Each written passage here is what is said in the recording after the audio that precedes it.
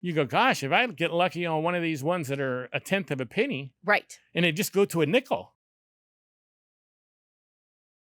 I'm curious about your history with that because it's part of your brand that Bitcoin only. Yeah. Was it always that way? No, well, I really don't try to give people a hard time for ever doing shitcoins. 'Cause Dabbling in other. I think that's a natural progression. Yeah. I think if you don't have an understanding of what Bitcoin is, which I didn't at the time, I think you go, well, gosh, if Bitcoin went from a nickel to $50,000 or 30,000 or 20,000 or 1,000. Yeah. You go, gosh, if I get lucky on one of these ones that are a tenth of a penny Right. and it just go to a nickel. Yep. So I think that's a natural progression. And then people find out the hard way when it all tumbles and they lose all their money or, it gets hacked or. That was definitely my experience, I have to say. I think it's everybody's experience who dwells in that world. Right.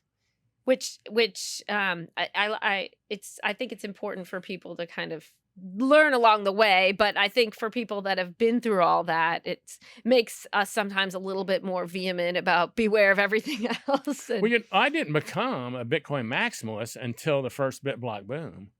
Really? I got orange pilled as a maximalist at my own conference. Are you serious? Yeah, so did you have other cryptos at your first conference? No, but we had a guy who was our platinum or gold sponsor who did he would spin up some kind of things on Amazon that you could get some kind of shit coins with or something. Okay.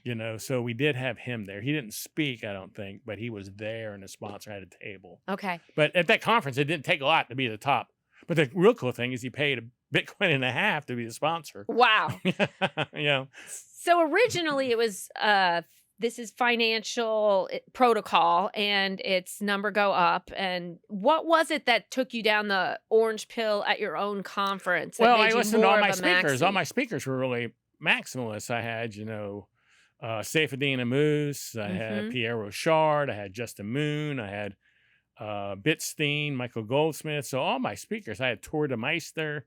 I mean, all my speakers were pretty strong Bitcoiners. And, the next day we had brunch, actually, Bitcoin brunch, our first Bitcoin brunch. And maybe there were 13 people there. It was over in North Dallas here or in Addison.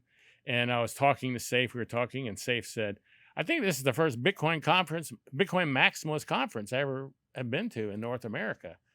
And I said, oh. They said that about your first conference, which wasn't necessarily a maximalist conference. No, it wasn't. It just happened to be. Yeah, it wasn't meant to be. I think, now I think about it, I think we had one guy at the end, we were hunting for a filler, and Tony, who was working with me, brought in this guy who might have talked about Ethereum. But I think everybody left the room when he talked.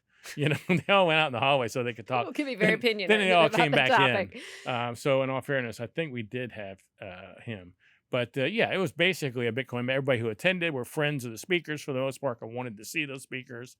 And that was a hard conference to put on. I've had a lot of hard roads on the BitBlock Boom. That conference was hard to put on. Hey, it's Amy. Click over here to subscribe. Click over here for more content. And we'll see you next time.